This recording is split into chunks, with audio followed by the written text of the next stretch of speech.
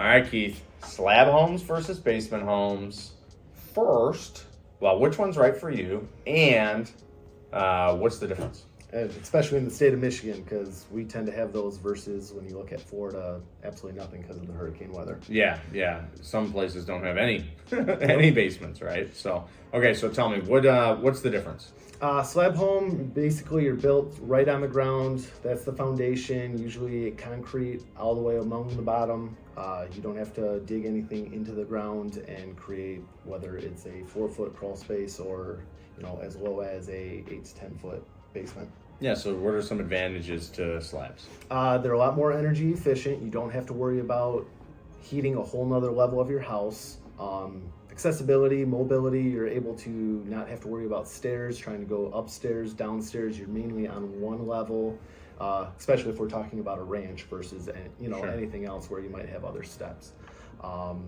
You have to just deal with having as much space as possible within one room or within one level. You don't have to worry about going up and down like we previously stated. And in the state of Michigan, your basement can't flood if you don't have one. That is correct. Right? So a lot if less you're maintenance. Yeah. You're not having leaky basements. I always joke it's not if you have water in Michigan, it's just how often. Yes. Right? In your basement. So and that's not always true, but it's mainly true. Yes. Right? And so you're not dealing with that must, that mold, all those challenges that the flood of a basement has.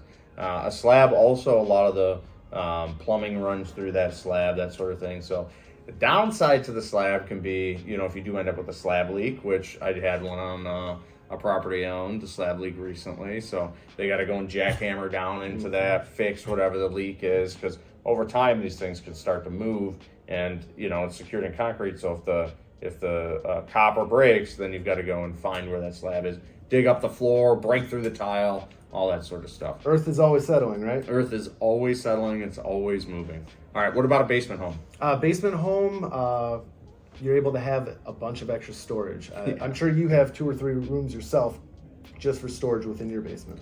Yeah, now that we got rid of the baby stuff, it freed up a lot of room because that was taking up a massive part of my basement. But yeah, you get a ton of storage, and then you could also finish it. So maybe it's a home theater that's down there. Maybe it's a man cave. Maybe it stores baby stuff. All sorts of stuff you can do down. Our parents' generation put a lot of bars in their basement, right? My generation too, because I know we both have one. Yeah, I do.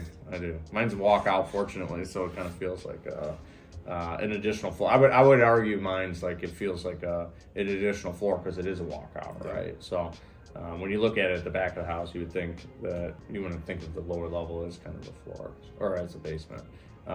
What other advantages to having a basement would you say? Increases your home value. When you think of a basement, typically a basement is full, so you're almost doubling your square footage based on a ranch style home.